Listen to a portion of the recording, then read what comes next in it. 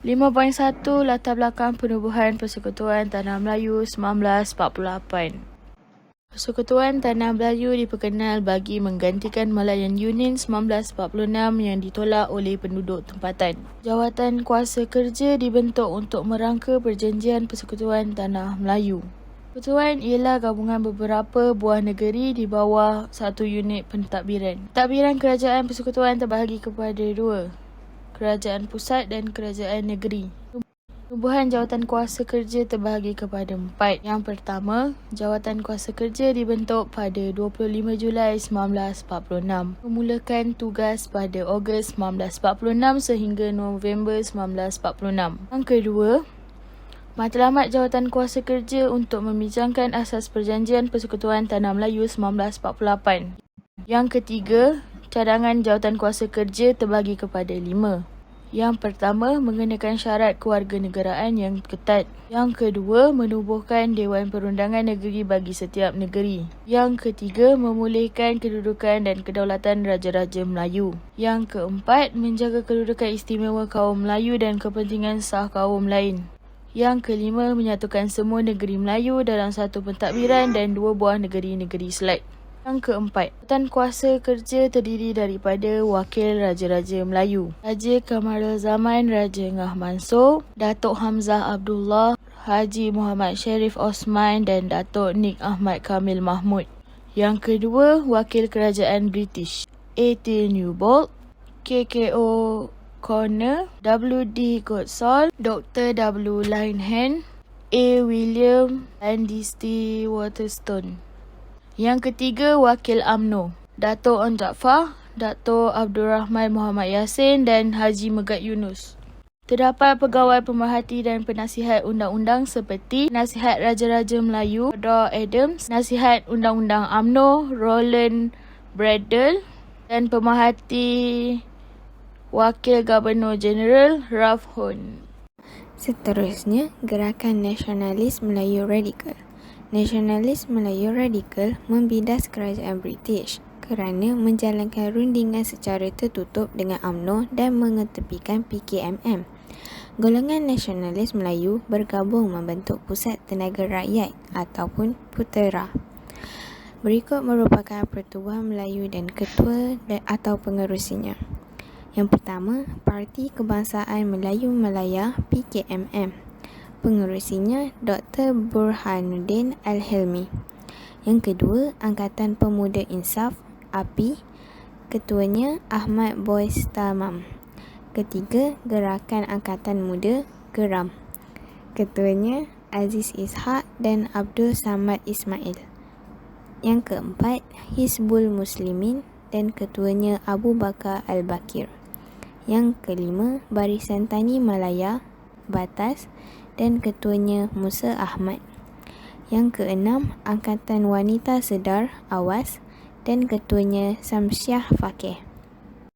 Gabungan Putera AMCJA atau dikenali sebagai All Malaya Council of Joint Action ditubuhkan oleh golongan bukan Melayu yang dipengerusikan oleh Tan Cheng Lock. Golongan bukan Melayu menganggap British tunduk kepada tuntutan UMNO dan anggap Jawatan Kuasa Kerja ini tidak demokratik. Jadi, AMCJA ini bergabung dengan PUTERA. Antara pertubuhan yang terlibat ialah Pan Malayan Federation of Trade Union PMFTU, ketuanya Chan Lu sebagai setiausaha. Yang kedua, Malayan Democratic Union MDU dan ketuanya John Eber sebagai pengerusi, dan Malayan Indian Congress MIC dan ketuanya John Tivey sebagai presiden. Apabila AMCJA bergabung dengan PUTERA, mereka menolak perjanjian persekutuan dan membantah pembentukan Jawatan Kuasa Kerja disebabkan Jawatan Kuasa Kerja tidak mempunyai wakil bukan Melayu dan menganggap perlembagaan persekutuan tidak demokratik, mengukuhkan British dan perkauman. Pada 1 Julai 1947, Cadangan perlembagaan yang disemak oleh Jawatan Kuasa Kerja diumumkan kepada awam. Gabungan Putera AMCJA menentang cadangan perlembagaan tersebut secara terbuka. Sumbangan Nasionalis Melayu Radikal. Tahun penghujung 1930-an, Matlamat Perjuangan membebaskan tanah air daripada penjajahan, menyatukan seluruh tanah Melayu, enggan berkompromi dengan penjajah untuk mendapat kemerdekaan, hak semua kaum dalam sesebuah negara dan untuk memberi penekanan kepada kebebasan bersuara, berhimpuan dan menerbitkan akhbar.